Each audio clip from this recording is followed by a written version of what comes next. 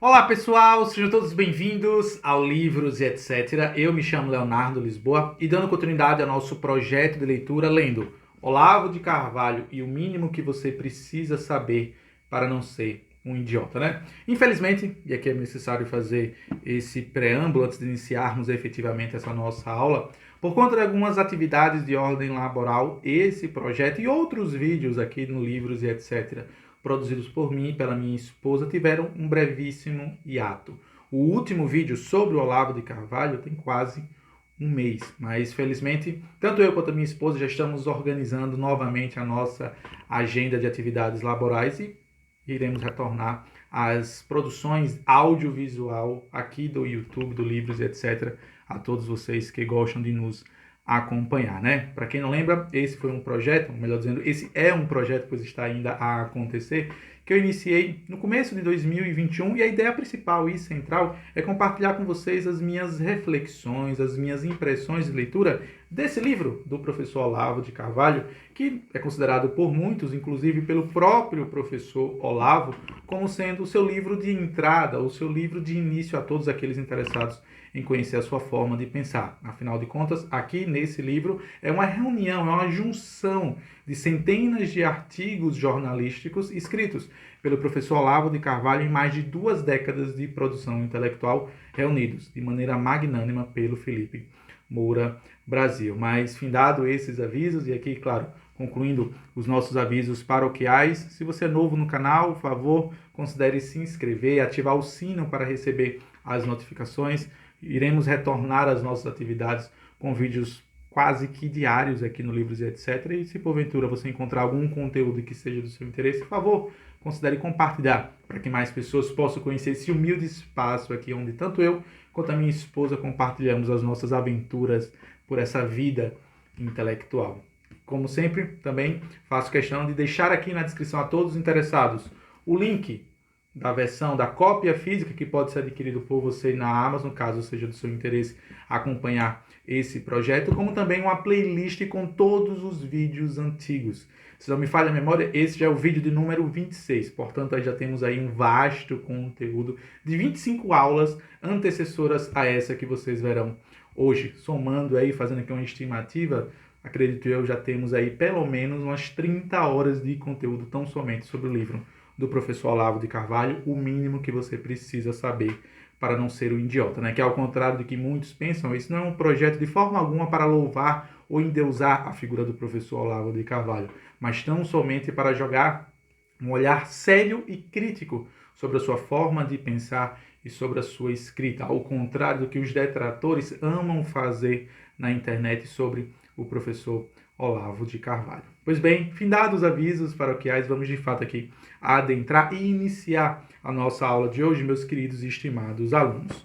Da última vez em que eu estive conversando com vocês sobre o professor Olavo de Carvalho, estávamos a tratar sobre o capítulo de número 7, assim denominado Inteligência, mas pode chamar de Máfia. A aula de número 25 eu compartilhei com vocês a visão do professor Olavo sobre a ditadura, o golpe militar de 1964. Dando continuidade, que é justamente o tema central dessa nossa aula de hoje, eu irei conversar com vocês acerca do ponto de número 7, aqui na página 312, e outro motivo também que celebra, de certa forma, esse retorno desse projeto aqui no Livros etc., é que chegamos oficialmente agora à metade do livro. E o professor Olavo de Carvalho vai falar sobre marxismo e vigarice. E 3 artigos permeiam o pensamento a respeito desse tópico, que é justamente o tema central dessa nossa aula. O primeiro artigo, escrito e publicado no Diário do Comércio, da data de 13 de maio de 2013, tem o seguinte título: Devotos de um vigarista. E quem é o vigarista que o professor Olavo de Carvalho faz menção aqui? Talvez já esteja a imaginar, justamente ele, o Karl Marx. E aí o professor inicia da seguinte forma, permitam-me ler na íntegra e na totalidade. Abre aspas. A Folha de São Paulo perguntou a 4 dos seus mais típicos mentores por que é ainda importante ler Karl Marx. Nenhum deles deu a resposta certa. Porque ninguém pode ignorar, sem grave risco, as ideias que mataram mais seres humanos do que todos os terremotos, furacões, epidemias e desastres aéreos do último século. mais do que 2 guerras mundiais juntas.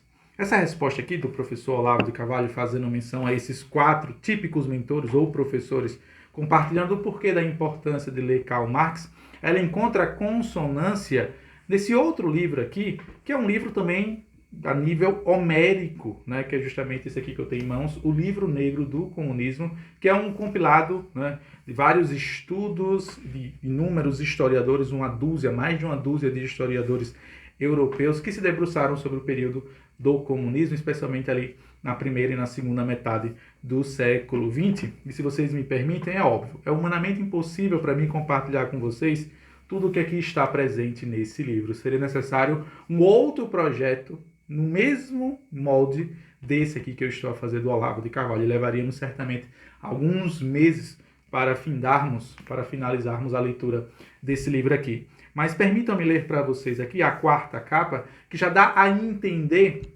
o lugar de onde o professor Olavo de Carvalho tira essa reflexão acerca das mortes que devem ser debitadas na conta de Karl Marx. Afinal de contas, é ele o pai do marxismo. Abre aspas. Como um ideal de emancipação e de fraternidade universal pode ter se transformado na manhã seguinte a outubro de 1917. E aqui, 1917 é a data da Revolução Bolchevique, na antiga Rússia, que acabou depois se tornando a União das Repúblicas Socialistas Soviéticas. E continua aqui. Numa doutrina de onipotência do Estado, praticando a disseminação sistemática de grupos inteiros, sociais ou nacionais, recorrendo às deportações em massa e com demasiada frequência aos massacres gigantescos. Poucas pessoas associam o marxismo a esse tipo de expediente. Seguindo adiante, o véu da denegação pode enfim ser completamente destruído. A rejeição do comunismo pela maioria dos povos em questão, a abertura de inúmeros arquivos que ainda ontem eram secretos, a multiplicação de testemunhos e contatos trazem o foco para o que amanhã será uma evidência. Os países comunistas tiveram maior êxito no cultivo de arquipélagos de campos de concentração do que nos do trigo. Eles produziram mais cadáveres do que bens de consumo. Uma equipe de historiadores e de universitários assumiu o empreendimento, em cada um dos continentes e dos países envolvidos, de fazer um balanço o mais completo possível dos crimes cometidos sob a bandeira do comunismo. Os locais, as datas, os fatos, os carrascos, as vítimas contadas às dezenas de milhões na URSS, na China, Camboja e aos milhões, em pequenos países como a Coreia do Norte e o Camboja, né? Esse aqui é um livro, gente, tal como eu falei alguns segundos atrás, que certamente mereceria, infelizmente, eu ainda não cheguei a encontrar aqui no YouTube, em lugar nenhum dessa internet, aulas mais elaboradas e aulas mais profundas sobre esse livro aqui, que eu já tive a oportunidade de folhear. Quem sabe no futuro, se for do interesse de vocês, eu compartilho com vocês reflexões mais profundas e densas sobre esse livro, que, ao meu ver, deveria ser de conhecimento de todos, especialmente dos comunistas, para entenderem a maldade que é fruto, que é produto da própria ideia, da própria gênese da ideia marxista. Mas, retornando aqui ao artigo em específico do professor Olavo de Carvalho, ele vai compartilhar que dos 4 professores que se arriscaram a falar da importância de ler Karl Marx, 3 deles já demonstraram um raso conhecimento sobre a própria teoria marxista, a partir do momento em que eles tentaram afastar a teoria da prática, sendo que o próprio Karl Marx é considerado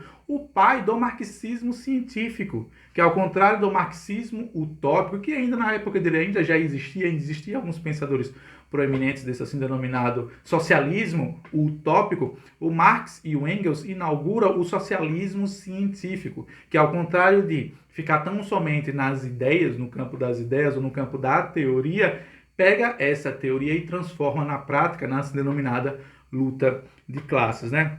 E, segundo o professor Olavo de Carvalho, a resposta desses professores demonstraram que eles não conhecem sequer o próprio Karl Marx. Isso aqui eu tendo a concordar essencialmente e integralmente com o professor Olavo de Carvalho, porque eu mesmo fui aluno do curso de Ciências Sociais aqui na Universidade Federal de Sergipe. Infelizmente, por motivos de força maior, não consegui dar seguimento e concluir o curso, mas eu me lembro, eu tenho muito vívido em minha lembrança, em minha memória, um determinado momento onde o professor de Sociologia 1 estava a divagar sobre as ideias marxistas, quando em um determinado momento da aula ele falou: não entendo por que os católicos, religiosos e cristãos são contra as ideias marxistas.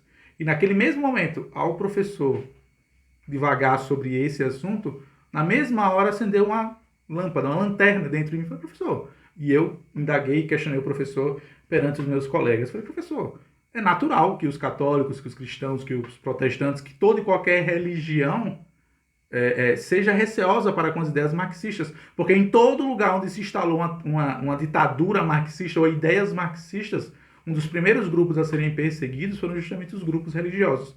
Eu me lembro de maneira muito vívida que o professor recuou, ele não imaginava que teria esse embate com um aluno no primeiro período do curso de Ciências Sociais, mas aí meio que ele saiu pela tangente e mudou o foco.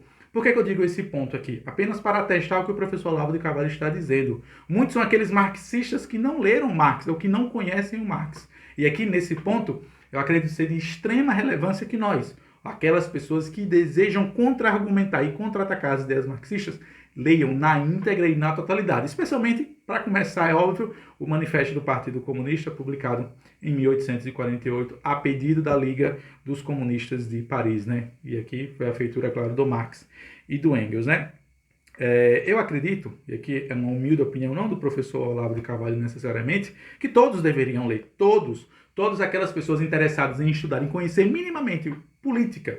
Afinal de contas, goste você ou não, o marxismo é, atualmente, na contemporaneidade, a ideologia política mais importante e que mais impacta a nossa vida diariamente. Se você permeia as redes sociais e toda e qualquer discussão política, certamente você já deve ter tido um relance das ideias marxistas presentes nos argumentos, nos vídeos, nos filmes, nas séries, em jogos de videogame, nos mais variados espaços sociais e culturais que vocês possam imaginar. Então, penso eu, o professor Olavo de Carvalho certamente haveria de concordar com esse humilde professor, é necessário que nós conheçamos sim o nosso adversário, vou colocar aqui entre aspas, o nosso inimigo político ideológico. Mais adiante, o professor Olavo de Carvalho vai utilizar-se desse mesmo expediente para justificar, ou melhor dizendo, para contra-argumentar aquela ideia de que as pessoas, mas o Marx foi deturpado, né? Ao meu ver, quem diz que o Marx foi deturpado, utiliza-se desse argumento justamente para fugir do produto do marxismo, que foi, como eu acabei de ler para vocês alguns minutos atrás, tendo como base o livro negro do comunismo, milhões e milhões de mortes, campos de concentração, campos de extermínio, perseguição sistemática dos opositores. O próprio livro, inclusive, o livro negro do comunismo, traz fotos chocantes e pesadas sobre essa época de alguns países ali do leste europeu que foram vítimas do regime comunista que tinha como base o pensamento marxista. Mais adiante, o próprio professor continua, abre aspas. Disse ele fazendo menção aqui ao professor, senhor Leandro Conder, os grandes pensadores são grandes porque abordam problemas vastíssimos e o fazem com muita originalidade. A perspectiva burguesa, conservadora, evita discuti-los. E é isso que caracteriza seu conservadorismo. Não, senhor Leandro Conder, não é que os conservadores não querem discutir o marxismo. É que aos conservadores e aos liberais não é dado a oportunidade de sequer discutir e questionar o marxismo, né? Para além disso, o próprio professor Olavo de Carvalho vai falar, fazendo aqui menção ao professor José Arthur Gianotti, que recomendou ler Marx cuidadosamente porque, abre aspas, segundo esse professor José Arthur, a concepção da história foi adulterada por ter sido colada sem cuidados necessários a um darwinismo respingado de religiosidade. E aí o próprio professor vai perguntar, como assim respingada, como assim adulterada? Se toda e qualquer pessoa séria que já tenha estudado um pouco da vida de Marx, como eu mesmo fiz, inclusive produzi um curso sobre isso, sobre contra-argumentando as ideias marxistas, há de descobrir que no velório de Karl Marx, quem fez essa associação entre Karl Marx e Charles Darwin, que criou o livro A Origem das Espécies, não foi de forma alguma um antimarxista, não foi um capitalista, não foi um liberal, não foi um conservador. Foi o próprio Friedrich Engels, o seu amigo, o seu parceiro intelectual. O próprio Engels, um discurso no velório de Marx, disse o seguinte, abre aspas, Karl Marx era um desses homens dos quais um século só vê poucos. Se Charles Darwin descobriu a lei que rege o desenvolvimento da natureza orgânica em nosso planeta, Marx descobriu a lei fundamental que rege o caminho e o desenvolvimento da história da humanidade. Lei de tal simplicidade e evidência que basta, por assim dizer, formulá-la para que se torne reconhecida. Marx descobriu ainda a lei que presidiu a criação da sociedade atual. Essas foram as palavras de Engels no velório de Karl Marx. Então, ao contrário do que faz parecer esses professores marxistas que deram essa entrevista à Folha de São Paulo, de que o marxismo foi deturpado e que ele recebeu uma certa pecha associando ele à origem das espécies de Charles Darwin como se fosse uma nova religião, mas se vocês forem observar, a maior parte dos marxistas, eles têm um credo tão forte, tão firme no marxismo, que se aproxima de uma religião, com deuses, com novos deuses, com clérigos, com crenças, com nova forma de ver, de viver e de enxergar a vida ao seu redor. Então, ao contrário do que faz parecer o professor José Arthur, é justificável sim essa visão um tanto quanto religiosa por parte das ideias marxistas, né? E mais adiante o próprio professor vai comentar aqui essa crítica que o professor, voltando ainda ao senhor Leandro Conder, faz, de que não se debata as ideias marxistas,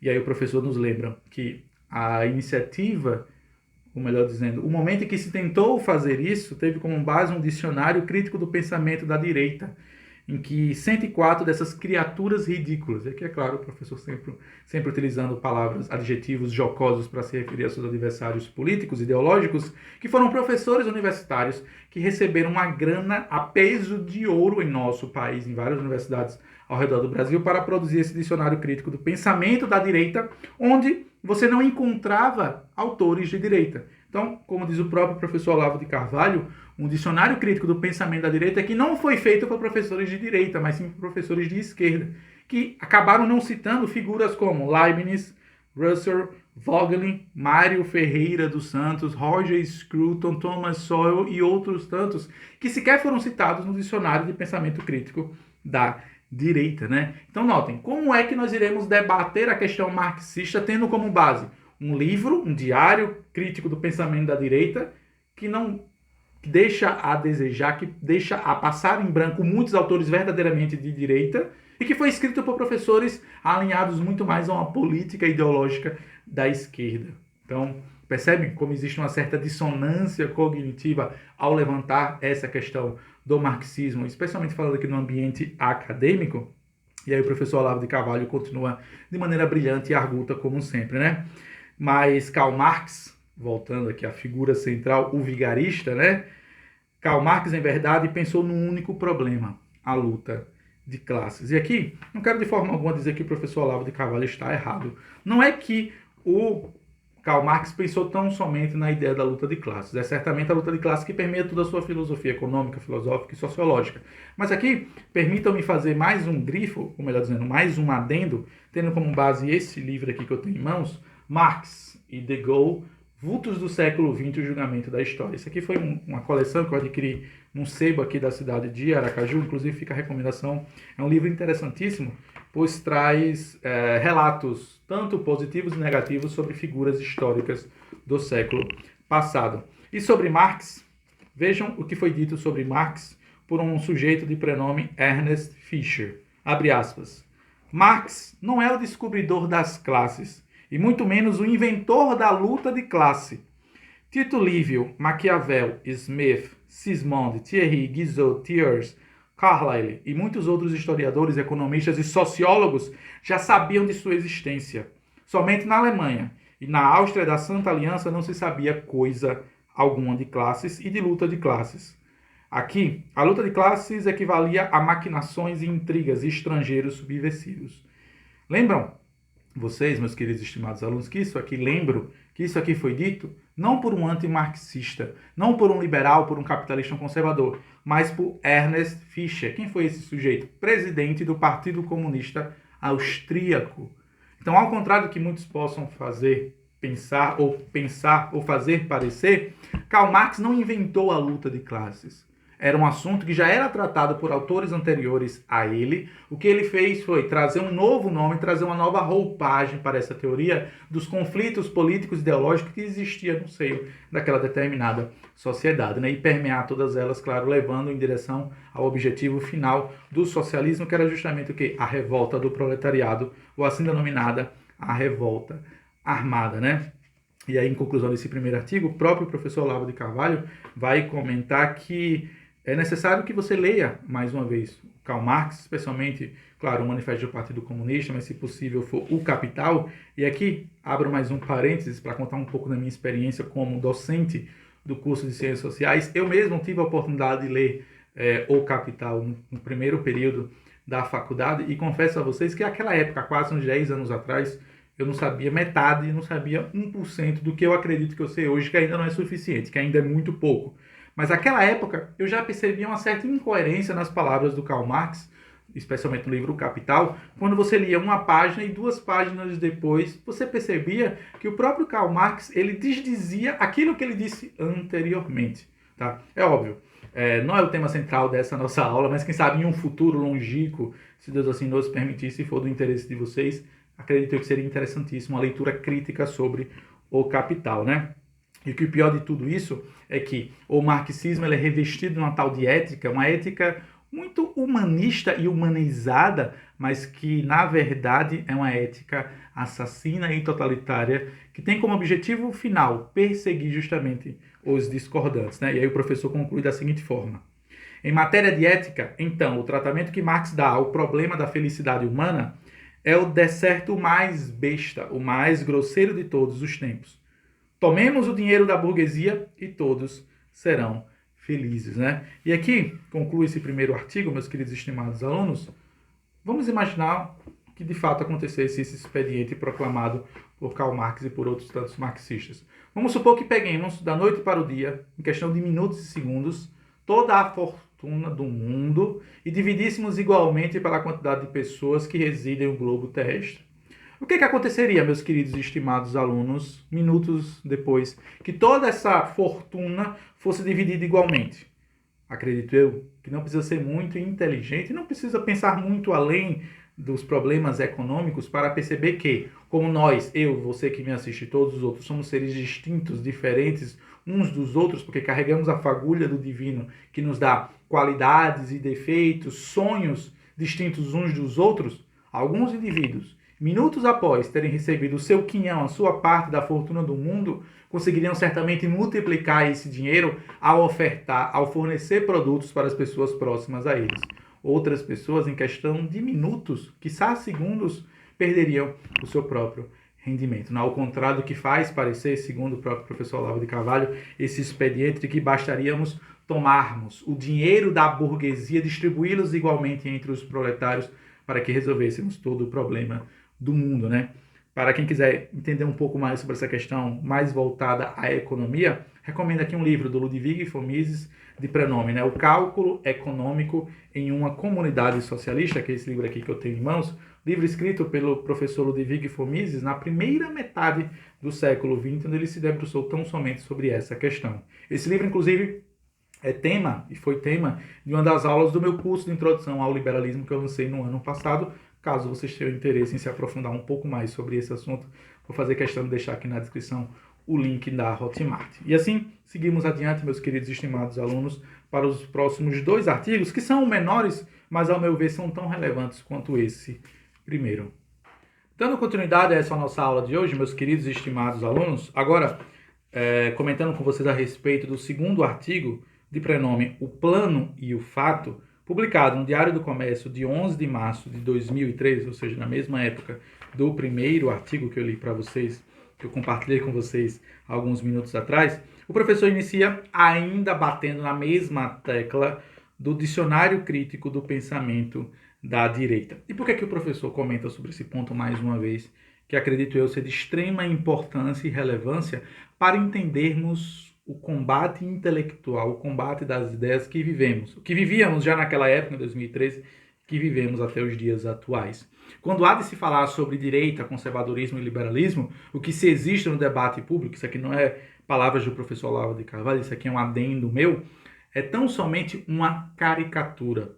É uma visão deturpada sobre o que é direita, sobre o que é conservadorismo ou sobre o que é liberalismo. Ao contrário da esquerda, que ama afastar e cercear o pensamento discordante do debate público, a direita, os conservadores, liberais, se você porventura preferir chamar dessa forma, não tem de forma alguma receio ou medo de trazer à praça pública as ideias que porventura eles discordam. E nesse sentido, o próprio professor Olavo de Carvalho vai fazer menção ao livro do Roger Scruton, de prenome And Thinkers of the New Left, que tem a tradução em português, Os Pensadores da Nova Esquerda, que o próprio Roger Scruton, nesse livro, ele se preocupou em trazer autores de esquerda e contra-argumentar os seus próprios pensamentos, suas próprias ideias, suas filosofias políticas e ideológicas, ao contrário de esquerdistas que não têm esse mesmo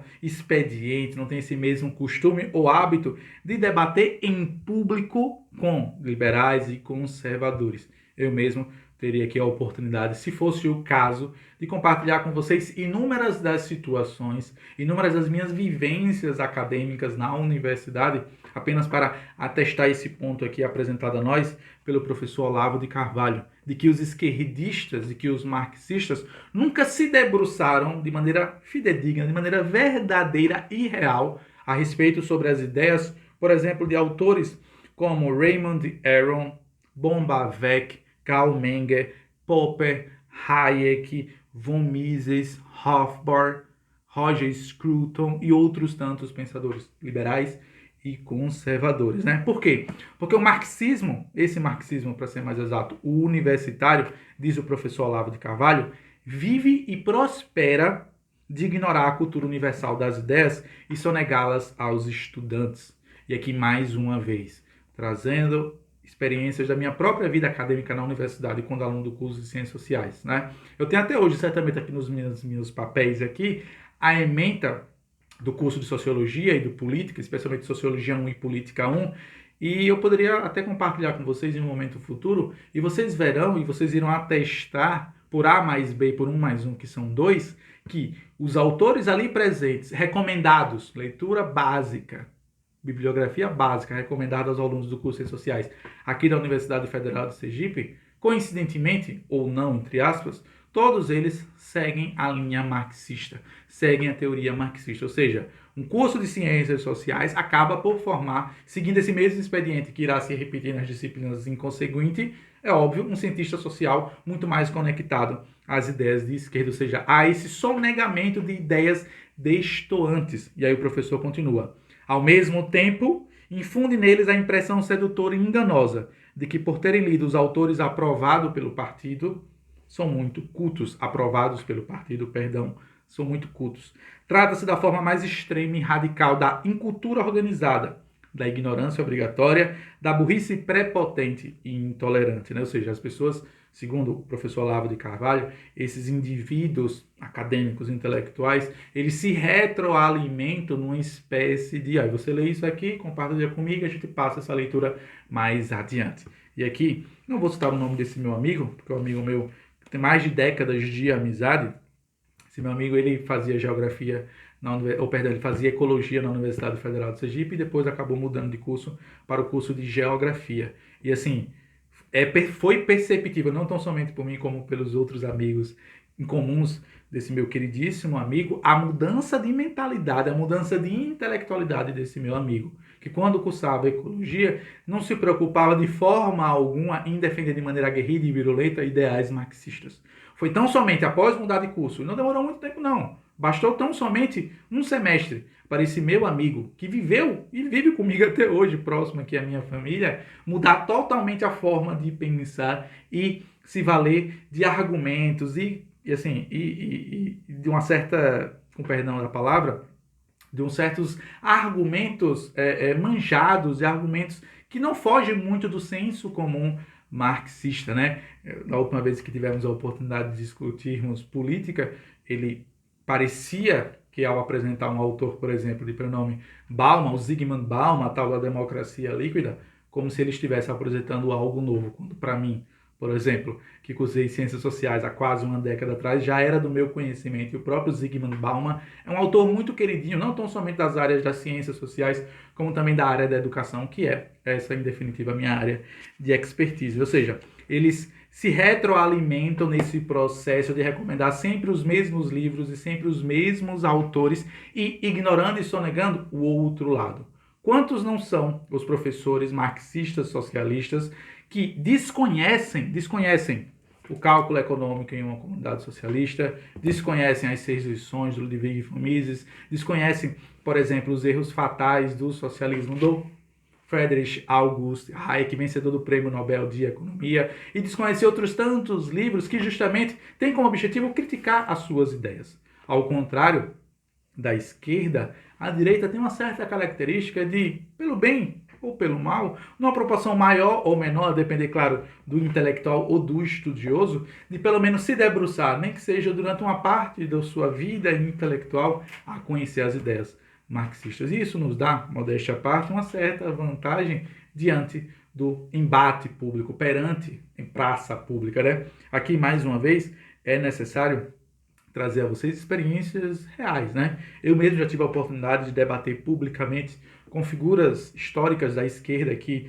no estado de Sergipe e todas aquelas pessoas que tiveram a oportunidade de assistir esses embates, quando ainda aconteciam, hoje em dia é muito mais difícil. E não foram poucas as vezes que eu convidei um esquerdista ou coisa que o valha para debater comigo publicamente sobre algumas questões, tendo como base sempre essa contraposição, esse antagonismo das ideias entre as ideias liberais, as ideias progressistas ou as ideias antiliberais, se você preferir chamar dessa forma, né? Eu mesmo sou bloqueado por figuras que posam na internet, especialmente no Twitter, no Instagram e nas redes sociais, no YouTube, como sendo figuras democráticas, abertas ao diálogo, né? E aqui eu preciso citá-lo nominalmente e dar nome aos bois.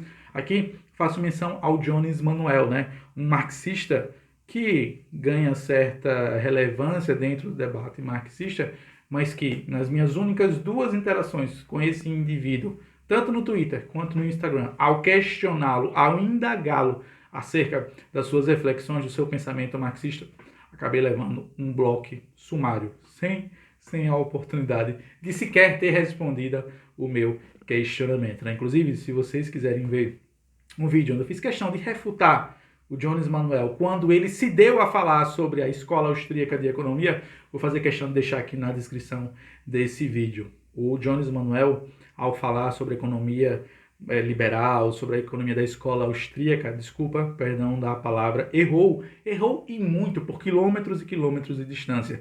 E nesse vídeo que eu fiz uma contra-resposta a ele, eu pontuei tintim por tintim, fala a fala do professor Jones Manuel e explicitei os seus erros e os seus crassos enganos a respeito da economia liberal. Mas o que é que ele fez? Ao invés de vir à praça pública para debatermos os nossos argumentos diante de telespectadores certamente ansiosos por visualizar esse possível debate de ideias que há 50, 60, 70 anos atrás era muito comum, né? Eu me lembro muito minha esposa comentou sobre isso uma certa vez comigo, que o Chesterton, o G.K. Chesterton, tinha essa característica. Ele amava participar desses debates públicos e ele sempre organizava esses debates nos bares, nos pubs ingleses, né? E que era um expediente, à época, juntar filas e filas de pessoas para assistir esses debates entre pessoas que pensavam diferentes, entre professores universitários. Inclusive, essa é uma prática muito comum há 50, 60 anos atrás, né?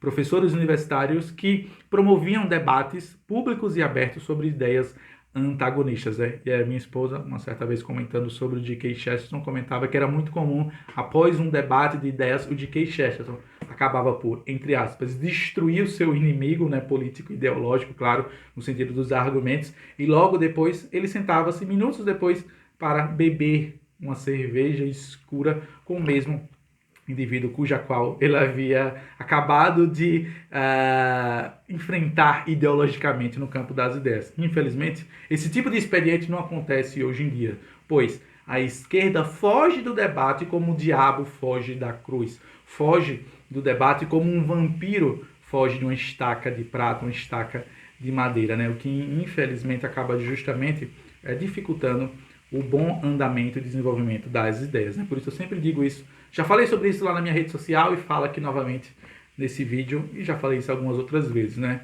Se você porventura conhecer algum esquerdista, marxista, independente de quem quer que seja, que tenha a disponibilidade, a coragem, a ousadia e, por que não, a bravura de debater publicamente comigo sobre as ideias marxistas, liberais, por favor, entre em contato comigo e certamente será um prazer para mim debater essas ideias, quaisquer que sejam elas, né?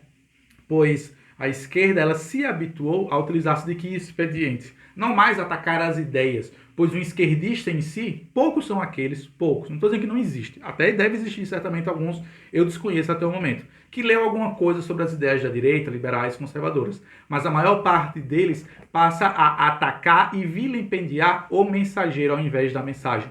Aquilo que nós conhecemos na retórica, tendo como base os gregos, né, do argumento do ad hominem, o argumento do espantalho, né? Ataque o seu adversário e assim logo, em consequência, você não precisará refutar as suas ideias. Não quero com isso dizer que a direita também não faz isso. Sim, existem sim algumas figuras que foram erigidas à intelectualidade dessa nova direita que se vale desse mesmo expediente. E acredito eu também ser um erro, também ser algo a não ser feito, por entender que é nesse conflito, é nesse embate de ideias que as melhores ideias podem ser colocadas em praça pública e assim escolhidas pelas pessoas que porventura estiverem a acompanhar aquele debate público, né? E assim eu concluo, meus queridos e estimados alunos, esse segundo artigo, caminho em definitivo para o artigo final de prenome debilidades, esse publicado ainda no Diário do Comércio na data 2 de junho de 2013. Então observem vocês, meus queridos e estimados alunos, todos esses artigos foram publicados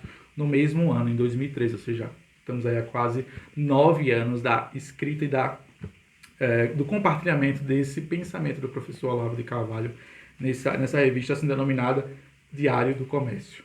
Nesse último artigo, assim denominado Debilidades, o professor Olavo de Carvalho vai acabar por colocar no chão e destruir, por que não de certa forma, esse argumento muito comum e muito utilizado por muitos comunistas, marxistas, socialistas, aqui, para ficar mais fácil, inconsequente na finalização dessa nossa aula, quando eu falar comunista, marxismo e socialista, eu coloque todos eles no mesmo balaio, mesmo eu estando ciente que existe uma diferença entre um e outro, deixando isso aqui bem claro, né? Quantos não são aqueles socialistas que vivem a repetir, e talvez você mesmo que está me assistindo já tenha ouvido isso sair da boca de um desses indivíduos, de que o socialismo é amor, frase essa, inclusive, proferida publicamente pelo Hugo Chávez, né? Porque, assim, quando você observa o produto, o resultado das ideias marxistas nos países, especificamente falando aqui no século XX, você há de chegar à conclusão lógica, ululante e óbvia que em todos esses países que seguiram o expediente marxista, todos eles acabaram descambando para uma ditadura, para governos despóticos, para um planejamento sistemático da perseguição, no caso, assassinato sistemático de opositores, daquelas pessoas que pensam diferente. Isso aconteceu, claro, já em 1917, na União das Repúblicas Socialistas Soviéticas, aconteceu em outros tantos países do leste europeu que caíram sob o jugo da União das Repúblicas Socialistas Soviéticas, outros países no continente africano, na Ásia, exemplo do Camboja, Coreia do Norte e outros tantos países, assim como, por exemplo, a própria América, no continente americano, a exemplo de Cuba e os nossos vizinhos aqui, a Venezuela. Então, esse é um expediente comum. Mas qual foi o argumento, ou melhor dizendo, qual é, pois esse argumento é utilizado até os dias de hoje, nós estamos falando, lembrando, meus queridos e estimados alunos, um artigo escrito em 2013, mas vocês vão de concordar comigo que o expediente não mudou em nada, não mudou uma vírgula. Porque muitos dizem o quê? Que esses resultados, esses produtos, né, dessas ideias marxistas que acabaram descambando nessas ditaduras, nesses regimes despóticos, um assassinato sistemático de milhões e milhões de pessoas, não era um comunismo. Comunismo não foi comunismo, aquilo não era o comunismo, aquilo foi o capitalismo, foi deturpado, ou o marxismo foi deturpado, como eles vivem a repetir, né? E aí eles fazem isso, é um expediente um tanto quanto linguístico, né? Que de forma a não tão somente vilipendiar a memória de milhões e milhões de pessoas que sofreram por conta desses regimes e dessas ideias, como também eles trocam as palavras, trocam o sentido das palavras de forma a manter o pensamento originário, o pensamento puro da teoria marxista. Só que o que muitos esquecem é o que diz o próprio professor Olavo de Carvalho, abre aspas, quando ele diz o seguinte: o apresentador dessa modesta sugestão não explica nunca como bilhões de pessoas, inspiradas na teoria histórica mais científica de todos os tempos, insuperável no dizer de Jean-Paul Sartre, puderam se enganar tão profundamente quanto aquilo que elas mesmas estavam fazendo. Nem como foi que ele próprio, subindo acima de Lenin, de Stalin e de Mao Tse-tung, de tantos luminares do marxismo, foi o primeirão a ver a luz. Nem muito menos explica como é possível, de uma teoria que ensina a unidade substancial de ideia e prática, obter uma separação tão radical dessas duas coisas, que uma delas saia inteiramente limpa e a outra inteiramente suja. Eu concordo, assim, é impossível não concordar essencialmente, integralmente, com esse parágrafo aqui do professor Olavo de Carvalho. Ou seja, o que é que ele está dizendo?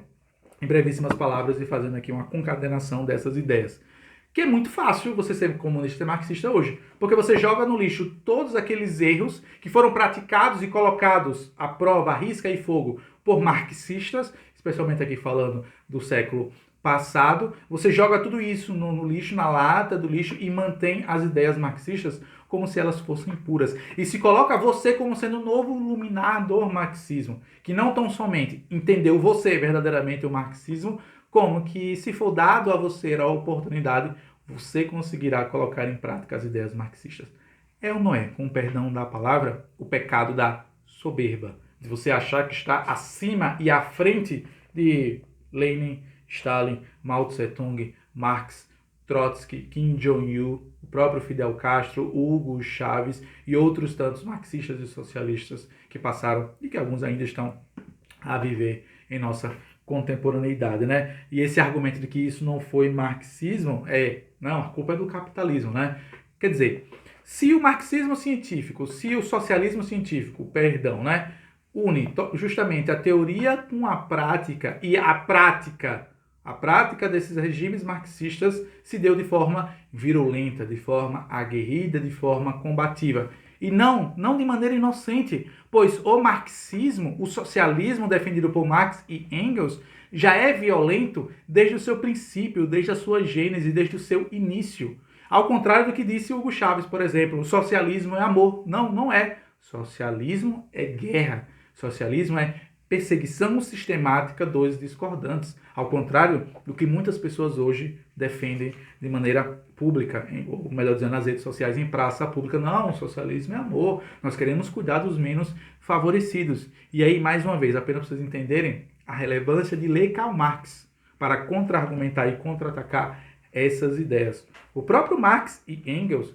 deixam isso muito claro, o caráter virulento, violento, assassino das ideias marxistas, da luta de classe, da revolução do proletariado. Quando eles dizem o seguinte, abre aspas, e aqui o próprio professor Olavo de Carvalho traz um extrato do manifesto do Partido Comunista. Abre aspas. A última etapa da revolução proletária é a constituição do proletariado como classe dominante. E aqui, permitam-me fazer um adendo. Quem domina, domina pela força, domina pelo poder. E dificilmente irá abrir mão dessa dominação de forma pacífica. A própria revolução do proletário ela se dá de forma violenta. E quem está dizendo isso não sou eu, é o próprio Marx e Engels no Manifesto do Partido Comunista e em outros tantos escritos políticos científicos que vieram a seguir. Continuou o professor Olavo fazendo aqui mais uma vez menção às palavras na íntegra do Karl Marx e do Engels. O proletariado servir-se-á da sua dominação política para arrancar progressivamente todo o capital da burguesia para centralizar todos os meios de produção nas mãos do Estado, isto é, do proletariado organizado. Só que devemos nos atentar que, na ótica da teoria marxista, o Estado não deixará de existir, pois ele é nada mais do que a junção do proletariado organizado. Mas o proletariado organizado, por sua vez, será o Estado. E o proletariado organizado não é outra coisa senão o quê? O Partido Comunista. Para além disso, eu fiz questão aqui de salvar, e permitam-me ler aqui, para vocês, meus queridos e estimados alunos, uma postagem que eu fiz no ano passado, ou melhor dizendo, no início desse ano, em 26 de janeiro, sobre o caráter virulento, né, a violência das ideias marxistas. Essa aqui foi uma postagem que eu fiz para divulgar o meu curso, né, Desmascarando as Ideias Marxistas, que eu vou fazer, claro, deixar questão colocar aqui na descrição aos interessados em adquirir, né? Pois, permitam-me ler na íntegra o que eu escrevi nessa determinada postagem, né? Inclusive, vou deixar aqui o Instagram na descrição, caso você não me siga por lá. Muito se fala sobre o caráter romancista da Revolução do Proletariado, mas pouco se comenta acerca do convite à violência desenfreada presente no manifesto do Partido Comunista. E aí, logo depois, nessa mesma publicação, eu compartilho algumas frases extraídas diretamente do Manifesto Comunista. A primeira diz o seguinte, abre aspas, ela quem? A burguesia. Porém, não apenas forjou as armas que vão matá-la, mas gerou também os homens que vão empunhar essas armas. Isso aqui, palavras do próprio Marx e Engels, na página 51, segundo parágrafo, da minha edição da Pinguim, do Manifesto do Partido Comunista. Uma outra frase, abre aspas, de início, lutam trabalhadores isolados, depois os trabalhadores de uma fábrica. Lutam, essa é a palavra, esse é o verbo, lutar. E a seguir os trabalhadores de um determinado ramo e lugar contra o burguês que o explora diariamente. Eles destroem as mercadorias concorrentes de outras partes, quebram máquinas, põem fogo nas máquinas. Essa é ou não é? Isso é ou não é um convite à violência desenfreada? Ao contrário do que faz parecer muitos socialistas de iPhone, de que o socialismo é paz e amor.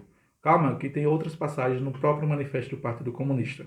Em uma outra passagem, essa na página 57, no primeiro parágrafo, o Marx e o Engels vão dizer o seguinte: o proletário de cada país precisa, em primeiro lugar, se haver com sua própria burguesia. Esse se haver é justamente resolver as contendas na luta, na base da luta, na base do conflito, na base da tal denominada revolução do proletário, que é uma revolução não pacífica, uma revolução armada e violenta.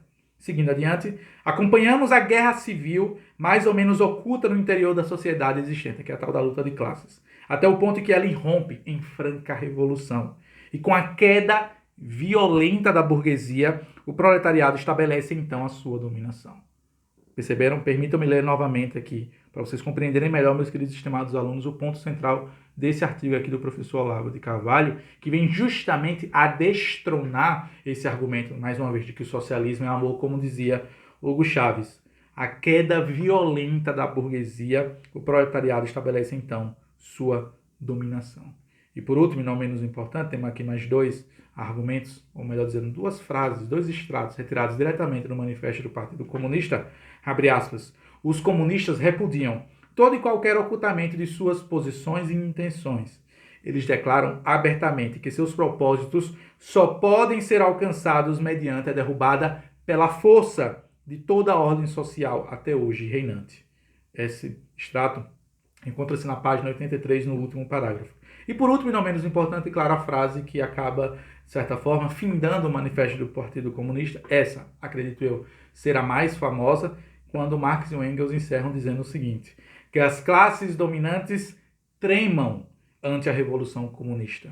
Os proletários nada têm a perder com ele do que seus grilhões. Tem sim um mundo a ganhar. Proletários de todos os países, unam-se. Esses são apenas alguns extratos que eu retirei dessa minha publicação, que estão presentes no Manifesto do Partido Comunista, que servem para vocês compreenderem e entenderem o que o professor Olavo de Carvalho já nos convidava a refletir em 2013 sobre as debilidades do argumento marxista de que o comunismo é amor, ou de que a prática, né, do marxismo na realidade nada mais do que uma deturpação. Pelo contrário, isso aqui é a teoria. Isso que eu acabei de ler a vocês são extratos tirados diretamente do Manifesto do Partido Comunista, que é a teoria. Como é que a prática vai ser diferente disso aqui? Se isso é a teoria. Se a teoria é a violência. Se a teoria é a força armada dos proletários contra a assim denominada burguesia.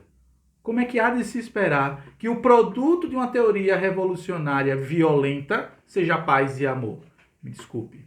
Não precisa de forma alguma ser um gênio na política, na sociologia, filosofia ou coisa de que o valha para compreender que se a teoria é violenta, a prática também será violenta, que é justamente o que defende o próprio Marx e o Engels no Manifesto do Partido Comunista. E o professor encerra de forma brilhante dizendo o seguinte, abre aspas, decorridos 160 e tantos anos, e aqui ele faz, é claro, uma menção aqui à publicação do Manifesto do Partido Comunista de 1848, ainda haja tantas pessoas que insistem em explicar como fruto de desgraçadas coincidências aquilo que a própria teoria exige como condição sine qua non da sua realização.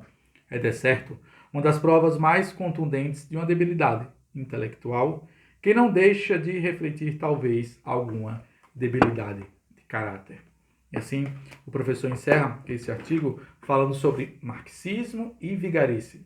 E espero que eu tenha conseguido, meus queridos e estimados alunos, condensar os escritos, os ensinamentos do professor Olavo de Carvalho nesses artigos publicados no ano de 2013 a respeito da teoria marxista e da sua falibilidade. E assim, meus queridos e estimados alunos, concluo essa nossa aula de hoje, esperando que todos vocês tenham aprendido, que todos vocês levem algumas reflexões a respeito da nossa aula de hoje. Lembrando, críticas, dúvidas e sugestões são mais do que bem-vindas aqui no espaço dos comentários, onde você achar necessário, e na medida do possível, se eu não estiver em posse da resposta, me comprometerei a ir o mais fundo possível para trazer a vocês uma resposta, se for necessária, para compartilhar com todos vocês que me acompanham por aqui no Livros e etc. Tá? Pois bem, assim concluímos em definitivo. Espero que vocês tenham gostado da nossa aula. Nos vemos nos próximos vídeos, se Deus assim nos permitir. Já na próxima sexta-feira, hoje é segunda. Sexta-feira já teremos mais uma aula sobre esse projeto. Fiquem todos com Deus, que Deus os abençoe enormemente. Até a próxima. Tchau, tchau, pessoal.